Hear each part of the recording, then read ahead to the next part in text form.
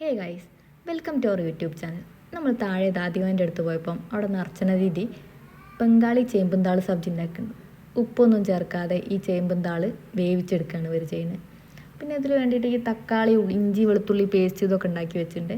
പിന്നെ ഇവർ ഉപയോഗിക്കുന്ന ഓയിൽ എന്ന് വെച്ചാൽ മസ്റ്റർഡ് ഓയിലാണ്. മസ്റ്റർഡ് ഓയിൽ ഈ കരിഞ്ചീരകം ഇട്ടാണ് പൊട്ടിക്കുന്നത്. എന്നിട്ട് അതിലേക്ക് എന്താ പറയുക, ഈ ഉള്ളി, തക്കാളി, ഇഞ്ചി, വെളുത്തുള്ളി പേസ്റ്റ് ഇതൊക്കെ ആഡ് ചെയ്ത് നല്ലോണം മിക്സ് ചെയ്തതിന് ശേഷം പിന്നെ അവർ ആഡ് ചെയ്യുന്നത് എന്താ വെച്ചാൽ പഞ്ചസാരയാണ്. പഞ്ചസാര ആഡ് ചെയ്ത് നല്ലോണം മിക്സ് ചെയ്തിട്ട് പിന്നെ മഞ്ഞൾപ്പൊടി, മല്ലിപ്പൊടി, ഗരം മസാല ഇതാണ് ഇവർ കൂടുതലായിട്ട് ഉപയോഗിക്കുന്നത്. ഈ മുളക് പൊടി ഇവർ അധികം ഉപയോഗിക്കാറില്ല. അതിന് പകരം ഇവർ പച്ചമുളകാണ് ആഡ് ചെയ്യാറ്. ഈ പച്ചമുളക് എന്താ വെച്ചാൽ മുളക് പൊടി കൂടിയാൽ ഇവർ പറയുന്ന അസിഡിറ്റി കൂടുതലുണ്ടാവുന്നതാണ്. പിന്നെ ആവശ്യത്തിനുള്ള ഉപ്പ് ആഡ് ചെയ്ത് ഈ വേവിച്ച് വെച്ചിരിക്കുന്ന ഈ ചേമ്പുംതാളും കൂടെ ഇതിൽ ആഡ് ചെയ്ത് നന്നായിട്ട് മിക്സ് ചെയ്താൽ ഇവരെന്ന് ഉച്ചക്കേക്കുള്ള ബംഗാളി ചേമ്പുംതാൾ സബ്ജി റെഡി. ഇവരും നമ്മളെപ്പോലെ തന്നെ ഉച്ചയ്ക്ക് ചോറാണ് കഴിക്കുക. ചപ്പാത്തി ഒന്നുമല്ല, ചോറ് തന്നെയാണ് ഇവർക്കുള്ളത്.